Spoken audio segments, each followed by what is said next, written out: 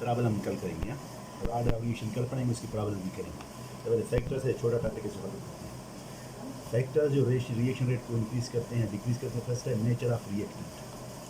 Nature of reactant भी क्या करता है, रेट ऑफ रिएक्शन को अफेक्ट करता है। जैसे कि नेचर में देखें, कुछ एलिमेंट या कुछ मॉलिक्यूल्स या आइटम्स क्या होते हैं, मोर रिएक्टिव होते हैं, कुछ लेस रिएक्टिव होते हैं। जैसे कि हम कहें पोटाशियम, पोटाशियम वाटर के साथ ईजिली रिएक्ट करके पोटाशियम हाइड्रोक्साइड बना देता है। अगर मैग्नीशियम वाटर के साथ रिएक्ट करेगा तो वो स्लो रिएक्ट करेगा। मतलब नेचर ऑफ रिएक्टेंट भी क्या करता है, रेट ऑफ रिएक्शन को इंक्रीज करता है। Potassium react fastly with water, magnesium या calcium react slowly with water. इसी तरह NaCl और सिल्वर नाइट्रेट, ये भी फास्ट रिएक्शन है, डायरेक्ट रिएक्ट करते हैं। मतलब नेचर ऑफ रिएक्टेंट भी क्या करता है, रेट ऑफ रिएक्शन को इंक्रीज करता है या डिक्रीज करता है। जैसे कि पोटाशियम फास्ट, जैसे कि हम कहेंगे सीजियम तो पोटाशियम से भी फास्टली रिएक्ट करेगा वाटर से। मैग्नीशियम स्लो रिएक्ट करेगा। NaCl और AgNO3 फास्ट रिएक्ट करेंगे, मतलब रिएक्शन रेट फास्ट होगा।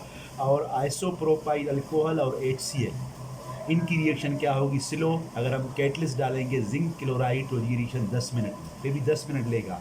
लेकिन जो NaCl AgNO3 ये क्या होता है, ये सेकंड्स में हो जाएगा। मतलब nature of reactant affects the rate of reaction. Isopropyl alcohol और HCl की रिएक्शन स्लो होती है, 10 मिनट लगते हैं इसको कैटलिस्ट लगाने से भी।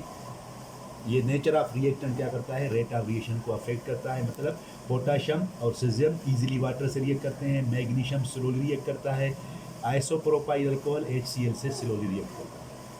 सरफेस एरिया ऑफ रिएक्टेंट, जितना रिएक्टेंट का सरफेस एरिया ज़्यादा होगा उस पर एक्शन रिएक्शन रेट उतना फास्ट होगा। जैसे कि अगर हम जिंक ले लें ग्रेन्यूल्स के फॉर्म, मतलब जिंक हम टुकड़े ले लें, जिंक के टुकड़े ले लें और HCl में डाल दें तो रिएक्शन स्लो होगा।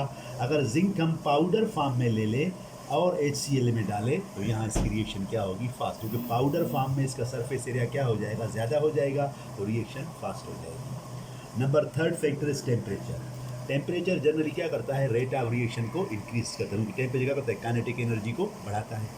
टेम्परेचर काइनेटिक एनर्जी को बढ़ाता है, कोलियन को बढ़ाता है। जितना ज़्यादा कोलियन होगा मतलब फॉर्मेशन ऑफ द प्रोडक्ट उतना ईजी होगा। नॉर्मल अगर रूम टेम्परेचर की बात करें, रूम टेम्परेचर यानी 25 डिग्री पे एक रिएक्शन चल रहा है। अगर हम क्या करें, रिएक्शन को 10 डिग्री बढ़ा दें, रूम टेम्परेचर पे रिएक्शन को टेम्परेचर को 10 डिग्री बढ़ाने से जो रिएक्शन रेट है वो क्या होता है, डबल होता है। अगर रूम टेम्परेचर पे आप 20 डिग्री बढ़ाओगे तो रिएक्शन क्या होगा, 4 गुना बढ़ जाएगा। रूम टेम्परेचर पे टेम्परेचर को अगर आप 10 डिग्री बढ़ाओगे तो रिएक्शन क्या होगा, 2 टाइम्स या 3 टाइम्स क्या हो जाएगा, बढ़ जाएगा। और इसी को हम कहते हैं temperature coefficient. What is temperature coefficient, increase in 10 degree by temperature and increase the rate double. 10 degree temperature को बढ़ाए और रिएक्शन रेट डबल हो जाए, इसको हम कहते हैं टेम्परेचर कोएफिशिएंट। टेम्परेचर के हिसाब से आर्इनस थ्योरी जो है वो बताता है। आर्इनस थ्योरी जो है वो टेम्परेचर के बारे में बता रहा है। आर्इनस थ्योरी में AE minus EA by RT, ये आर्इनस का थ्योरी है। ये क्या बता रहा है, relation of temperature and rate of reaction. अब यहाँ देखो K रेट कांस्टेंट है, जितना कांस्टेंट ज़्यादा होगा रेट ऑफ रिएक्शन उतना ज़्यादा होगा। अब ये बता रहा है इसके रिलेशन। अब थोड़ा इसको देखते हैं। K रेट कांस्टेंट, अगर हम यहाँ से देखें, इसको मैं यहाँ बना रहा हूँ, K इज इक्वल A ये E minus activation energy divided by RT, ये माइन पावर में है। E के ऊपर पावर है, एक्टिवेशन एनर्जी माइन RT। अब K जितना ज़्यादा होगा रिएक्शन रेट उतना बढ़ेगा, रेट कांस्टेंट, क्योंकि रेट कांस्टेंट ये रेट का कांस्टेंट है। जितना रेट रिएक्शन रेट ज़्यादा होगा K की वैल्यू उतनी ज़्यादा होगी। अब देखो A क्या है, आर्इनस कांस्टेंट है, और E एक्टिवेशन एनर्जी है, R जनरल गैस जो है वो कांस्टेंट है, T टेम्परेचर इन केल्विन है। अब देखो हम अगर डायरेक्ट यहाँ से देखें यार, K ऐसे लग रहा है कि डायरेक्टली किससे है K, एक्टिवेशन, लेकिन ऐसा नहीं, क्योंकि ये साइन माइनस है, क्योंकि पावर में जो माइनस इसको हम नीचे लाएंगे। जो भी साइन ये जो एरिया है पावर में है, ये जो sign activation energy minus power में है, जब ये माइनस पावर में है तो उसको हम नीचे लाएंगे, जब नीचे लाएंगे तो ये उल्टा हो जाएगा। तो हम कह सकते हैं लग रहा है ऐसे कि रेट कांस्टेंट एक्टिवेशन एनर्जी से डायरेक्ट है, लेकिन ऐसा नहीं है। वजह क्या है इसका? क्योंकि ये पावर नेगेटिव में है और नेगेटिव को ख़त्म करने के लिए हम ऊपर वाले वैल्यू को नीचे आएंगे, नीचे वाले को ऊपर ले जाएंगे। तो हम कहेंगे कि डायरेक्टली किससे है? टेम्परेचर से है, और के इन्वर्सली किससे है? Activation energy. मतलब कहने का मतलब है रेट ऑफ रिएक्शन उतना ज़्यादा होगा जितना टेम्परेचर ज़्यादा होगा, रेट ऑफ रिएक्शन उतना कम होगा जितना एक्टिवेशन एनर्जी ज़्यादा होगा। ये रिलेशनशिप है आर्हिनस इक्वेशन का। तो आर्हिनस इक्वेशन में आपको सिर्फ इस रिलेशनशिप को जहन में रखना है बस, के का वैल्यू ये देखो लग रहा है नेगेटिव, ऐसा नज़र आ रहा है कि के क्या है? एक्टिवेशन से डायरेक्ट है और टेम्परेचर से इन्वर्स है, लेकिन लग रहा है ऐसा नहीं, क्योंकि ये जो पावर है माइनस में है और पावर के माइनस को ख़त्म करने के लिए ऊपर वाले वैल्यू को हम नीचे लाएंगे और नीचे वाले को ऊपर ले जाएंगे। जब अगर आप इसको ऊपर ले जाओगे तो के क्या होगा? डायरेक्टली आरटी से होगा और एक्टिवेशन से क्या होगा? उलट हो जाएगा। दिस इज द आर्हिनस इक्वेशन के रेट ऑफ रिएक्शन यानी रेट कांस्टेंट जो है वो टेम्परेचर से डायरेक्ट है और रेट कांस्टेंट एक्टिवेशन एनर्जी से उलट है। जितना एक्टिवेशन एनर्जी ज़्यादा होगा रेट ऑफ रिएक्शन उतना कम होगा। तो ये हो गया। दूसरा है कोलियन थ्योरी, ये टेम्परेचर रिलेटेड है। जितना आप टेम्परेचर को बढ़ाओगे रेट ऑफ कोलियन उतना ज़्यादा होगा। अब दूसरा रेट ऑफ कोलियन, कोलियन किस में होगा? रिएक्टेंट्स में। जितना रिएक्टेंट्स ज़्यादा होंगे, जितना रिएक्टेंट्स का कंसंट्रेशन ज़्यादा होगा उनके चांसेस क्या होंगे? कोलियन के ज़्यादा। हम कहेंगे रेट ऑफ कोलियन डायरेक्टली किससे है? Concentration of reactant A, concentration of reactant B. जितना ये ज़्यादा होंगे इनकी कोलियन भी क्या होगी? उतना ज़्यादा होगा, उतना प्रोडक्ट फार्मेशन बढ़ेगा। और रेट ऑफ रिएक्शन किससे होगा? नंबर ऑफ, जितने कोलियंस ज़्यादा होंगे उतने प्रोडक्ट फार्मेशन क्या होगा? ज़्यादा होगा। मतलब rate of reaction directly number of collision से होगा। उसके बाद दूसरा है ट्रांजिशन स्टेट। ट्रांजिशन स्टेट क्या होता है? ये अनस्टेबल हाई एनर्जी स्टेट है, जिसको हम कहते हैं ये शॉर्ट लिव्ड है, ये एक्टिवेटेड कम्प्लेक्स है। मतलब ये ऐसा कम्प्लेक्स है जो एक पॉइंट पे है, ये हाई एनर्जी में है, ये हाई एनर्जी में है। अब ये आगे भी जा सकता है, पीछे वापस भी आ सकता है। तो ट्रांजिशन स्टेट क्या होता है? Unstable high energy short lived complex, इसको हम कहते हैं एक्टिवेटेड कम्प्लेक्स। दूसरा हम डिस्कस करेंगे इसमें जो फैक्टर है, फैक्टर ये कंसंट्रेशन ऑफ, दूसरा हमारा है concentration of reactants. Concentration of reactants की बात करेंगे, concentration of reactants. Rate of reaction, जो रेट ऑफ रिएक्शन है, रेट ऑफ रिएक्शन है वो कंसंट्रेशन ऑफ रिएक्टेंट से क्या होता है? डायरेक्टली भी होता है या नहीं भी होता। जो रेट ऑफ रिएक्शन है वो कंसंट्रेशन ऑफ रिएक्टेंट पे डायरेक्टली डिपेंड भी करता है और कभी कभी डिपेंड नहीं करता। तो हम कह सकते हैं जो रेट ऑफ रिएक्शन है, रेट ऑफ रिएक्शन है वो क्या हो सकता है? कंसंट्रेशन ऑफ, ये जो है ये ब्रैकेट का मतलब क्या होता है? कंसंट्रेशन, आर का मतलब है रिएक्टेंट।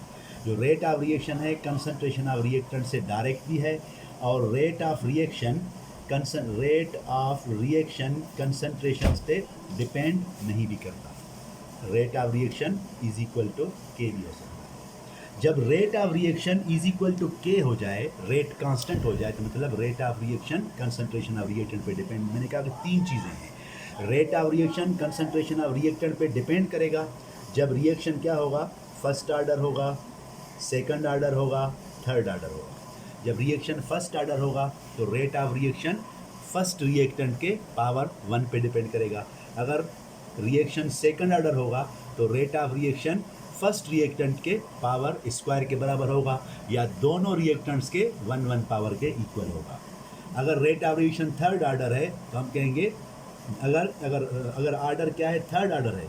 अगर रिएक्शन ऑर्डर थर्ड है तो रेट ऑफ रिएक्शन डिपेंड किस पे करेगा? Square of the first reactant and power of the second reactant, या हम कहेंगे it is rate of reaction depends upon power of the three reactants, 1 power of three reactant, या हम कहेंगे rate of reaction depends upon cube of the one reactant. तो ये सही। तो rate of reaction concentration of reactant से direct भी है, जैसे कि हमने कहा कि अगर रिएक्शन कौन सा है, फर्स्ट ऑर्डर, फर्स्ट ऑर्डर में क्या होता है, रेट ऑफ रिएक्शन रिएक्टेंट के पावर 1 पे डिपेंड करता है। फर्स्ट ऑर्डर मतलब एक रिएक्टेंट उसका पावर 1। अगर सेकंड ऑर्डर है तो सेकंड ऑर्डर में क्या हो सकता है, 2। मतलब जो रेट ऑफ रिएक्शन है वो एक रिएक्टेंट के पावर स्क्वायर पे डिपेंड करेगा या 2 रिएक्टेंट के पावर 1 पे डिपेंड करेगा।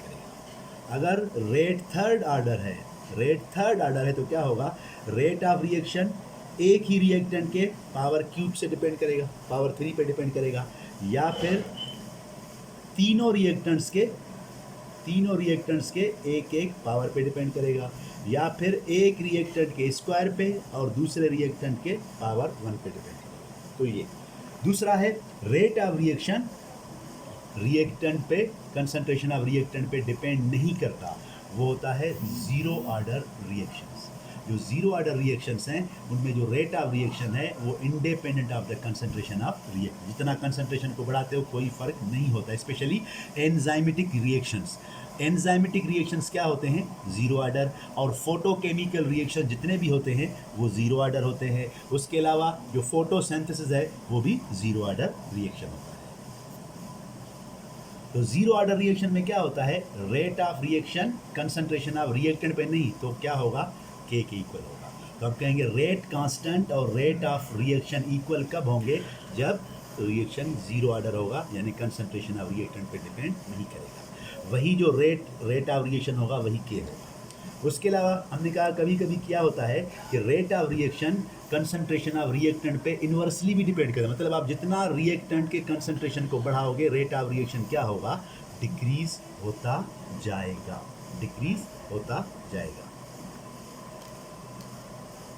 तो ये था रेट ऑफ। दूसरा हम कहते हैं एक्टिवेशन एनर्जी। तो first of all activation energy को समझने के लिए एक्टिवेशन एनर्जी, एक है एक्टिवेशन एनर्जी और एक हम कहेंगे एवरेज एनर्जी, या जिसको हम कहते हैं इंटरनल एनर्जी, एवरेज एनर्जी या इंटरनल एनर्जी, जिसको हम पोटेंशियल एनर्जी भी कहते हैं। तीसरा होता है थ्रेशोल्ड एनर्जी। तीन टाइप्स के एनर्जी है। एक्टिवेशन एनर्जी क्या होता है, अमाउंट ऑफ एनर्जी एक्टिवेट, मतलब किसी को एक्टिवेट करना, amount of energy to activate the reactants को एक्टिवेट करने के लिए, उसको रिएक्ट करने के लिए आप जो एनर्जी बाहर से सप्लाई करते हो वो क्या होता है, activation. Amount of energy supply to reactant to make activated complex. Activated complex बनाने के लिए, जो एक्टिवेटेड कम्प्लेक्स है मतलब ट्रांजिशन स्टेट बनाने के लिए आप जो एक्स्ट्रा एनर्जी सप्लाई करते हो वो उसका होता है एक्टिवेशन एनर्जी। एवरेज या इंटरनल एनर्जी क्या होता है, जो रिएक्टेंट्स में अपना एनर्जी होता है, जो डेल्टा एच, जो एंथैल्पी होता है। एवरेज एनर्जी या इंटरनल एनर्जी क्या होता है, रिएक्शन की अपनी एनर्जी, ये एनर्जी होता है।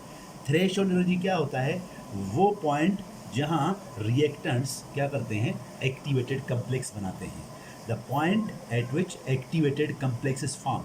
मतलब आप जो एक्टिवेशन एनर्जी देते हो कहाँ तक, रिएक्टेंट को इस पॉइंट पे लाना। थ्रेशोल्ड एनर्जी क्या होता है, इट इज़ अ एनर्जी, ये वो पॉइंट है जहाँ क्या होता है, ये वो पॉइंट है जहाँ क्या होता है, जहाँ एक्टिवेटेड कम्प्लेक्स बनता है। तो थ्रेशोल्ड एनर्जी किससे इक्वल होता है, activation energy plus average energy.